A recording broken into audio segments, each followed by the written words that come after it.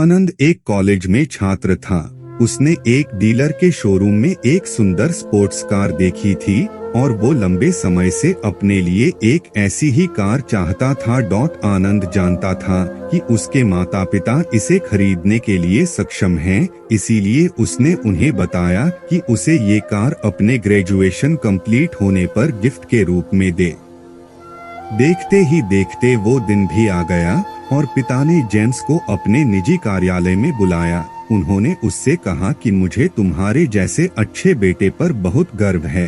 उन्होंने उसे बताया कि वह उससे कितना प्यार करता है और उसे एक प्यारा रैपर से लिपटा हुआ उपहार दिया। आनंद उस छोटे से गिफ्ट के डब्बे को देख निराशा महसूस करने लगा, लेकिन वह जानने के लिए उत्सुक था कि ऐसा क्या था उस बॉक्स में, इसलिए उसने बॉक्स तुरंत खोला और उसमें एक लाल कपड़े से लिपटी भगवद गीता देखी। आप इतने अमीर हैं और आप मुझे केवल एक गीता दे रहे हैं। काफी गुस्से से अपने पिता पर वो चिल्लाया और अपनी नाराजगी और गुस्से के वश में आकर उसने आव देखा ना ताव तुरंत घर छोड़ दिया।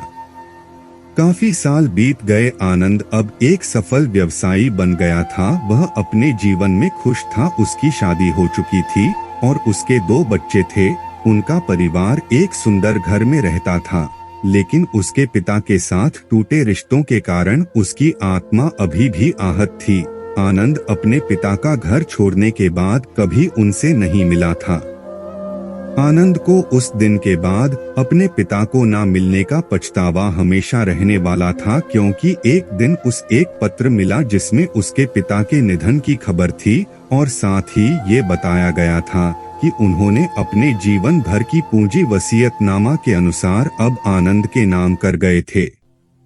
अपने पिता की सारी संपत्ति विरासत में मिली। तब आनंद अपने पिता के घर पहुंचा और कुछ महत्वपूर्ण कागज की तलाश करने लगा और गलती से उसे वहीं भगवद गीता का उपहार लिपटा हुआ मिला, जिसे देख उसे फिर उसी उदासी का एहसास हुआ। उस गीता को उसने अच्छे से देखा तो उस पर अपने पिता की हैंडराइटिंग में कुछ लिखा पाया। उस पर लिखा था, मैं खुद को बेचकर भी हर सपना पूरा करूंगा तेरा, बस तू सपने जरा बड़े देखना। ये बोल रहा बाप नहीं, जिंदगी का सबसे पहला दोस्त तेरा। ये कविता पढ़ी ही थी कि अचानक उस किताब से एक चाबी गिरी, जिसके ऊपर लगे टैग पर उसके ग्रेजुएट होने की तारीख के साथ कांग्रेचुलेशन और आई लव यू लिखा हुआ था।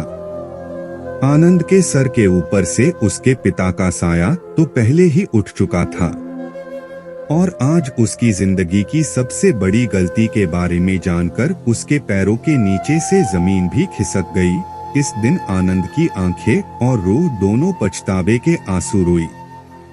दोस्तों, माता पिता से बढ़कर इस दुनिया में कोई दूसरी दौलत नहीं है। अगर आपके पिता है तो उनका सम्मान करिए, क्योंकि उनके जाने के बाद आप पछताने के सिवा और कुछ नहीं कर सकते। दोस्तों, अगर आप भी अपने माता पिता से प्रेम करते हैं तो कमेंट में यस जरूर लिखें। और दोस्तों, अगर आपको ये वीडियो पसंद आई हो तो वीडियो को लाइक जरूर कर दे। और अगर आप हमारे चैनल पर नए हैं तो हमारे चैनल को सब्सक्राइब करके नोटिफिकेशन बेल जरूर दबा लें। धन्यवाद।